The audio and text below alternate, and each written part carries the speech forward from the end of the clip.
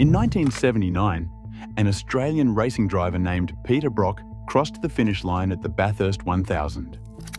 He had just achieved the impossible. He qualified on pole by 2 full seconds. He led every single one of the 163 laps.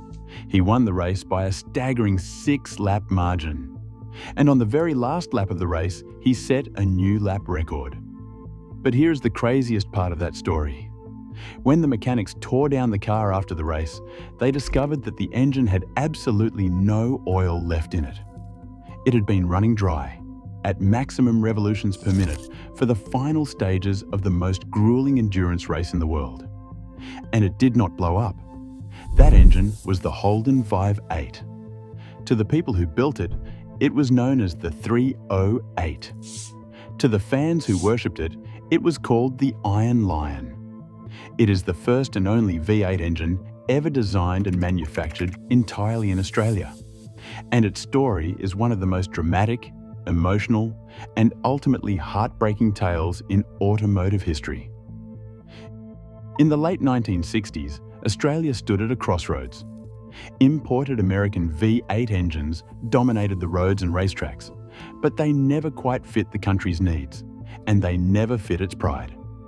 In 1967, the Holden board made a decision that would shape a generation to build a lighter, uniquely Australian V8, designed not for Detroit's highways, but for the punishing heat, rough roads, and right-hand drive demands of home. This was more than a business move.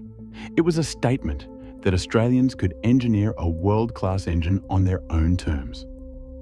Bob Cotmell, head of the project, was handed a simple but daunting brief: deliver a V8 that could outlast, outpace, and outshine anything from overseas, without the bulk or bloat of American iron. By March 1969, the first prototype block, cast in Australian foundries and shaped by local hands, emerged from the sand moulds.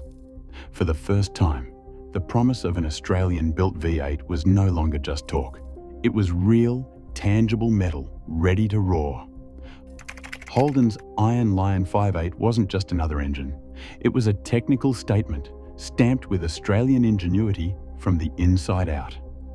In an era when most V8s were heavy and American, Holden's engineers set out to build something lighter, smarter, and absolutely homegrown.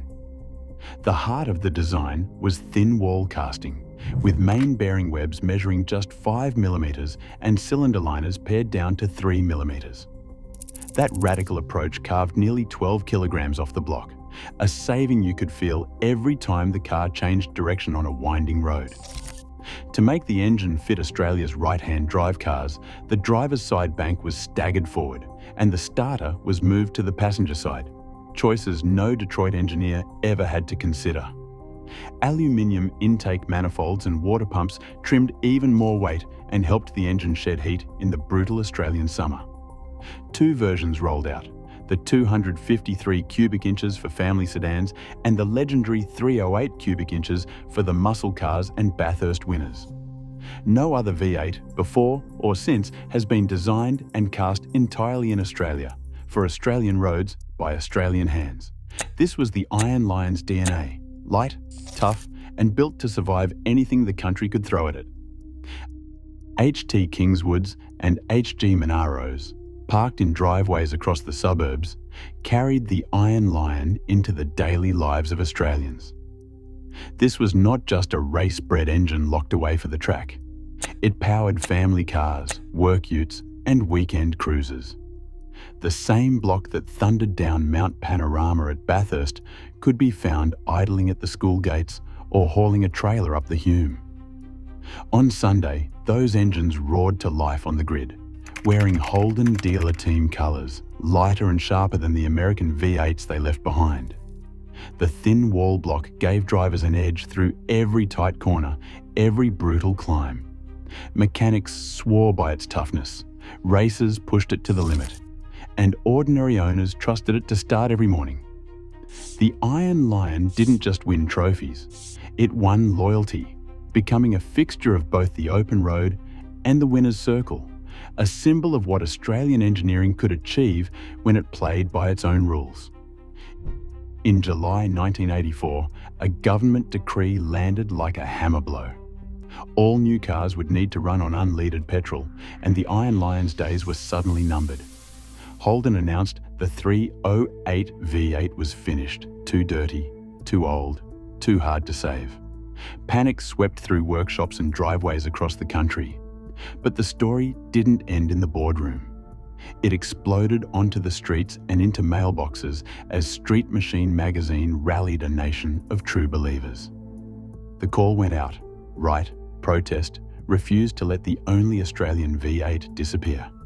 Within months, more than 12,000 handwritten letters flooded Holden's headquarters, with thousands more piling up at the Department of Transport. The message was impossible to ignore. On August 15, 1985, Holden caved to the pressure, announcing a re-engineered, unleaded V8. What began as a death sentence became a people's victory, a moment when ordinary Australians, armed with nothing but pens and passion, forced a corporate giant to keep the heart of their cars alive. Holden's answer to the unleaded era wasn't just survival, it was reinvention. To meet Group A rules, engineers shortened the stroke of the 308, birthing the 304 cubic inch V8. This wasn't a compromise, it was a recalibration. The 304 kept the Iron Lion's signature toughness, but spun harder, breathing new life into Commodores and race cars alike. In 1989, electronic fuel injection arrived, transforming the old warhorse into a modern contender. Power climbed, first to around 165 kilowatts, then, under the hands of the HSV crew, to 200 and even 215 kilowatts in the fire-breathing GTS. Tuners and dyno sheets told the story. The Iron Lion, once nearly extinct, was now the backbone of Australia's street and track legends. Every new tweak, every HSV badge, was proof that local engineering and public passion could still squeeze greatness from cast iron and stubborn pride. Larry Perkins, running his privateer Commodore, crossed the line first at Bathurst in 1993. It was the last time an Australian-built V8, Holden's own Iron Lion, would win the mountain. 6 years later, the order came down from Detroit, production stopped, and the new LS1 took over. No protest, no second reprieve. Just silence as the final Iron Lion left the line in October 1999. The Iron Lion was built by Australians for Australians, and when Detroit killed it, many felt the soul of the Aussie muscle car had been ripped out. Does any engine deserve that crown more? Let me know below.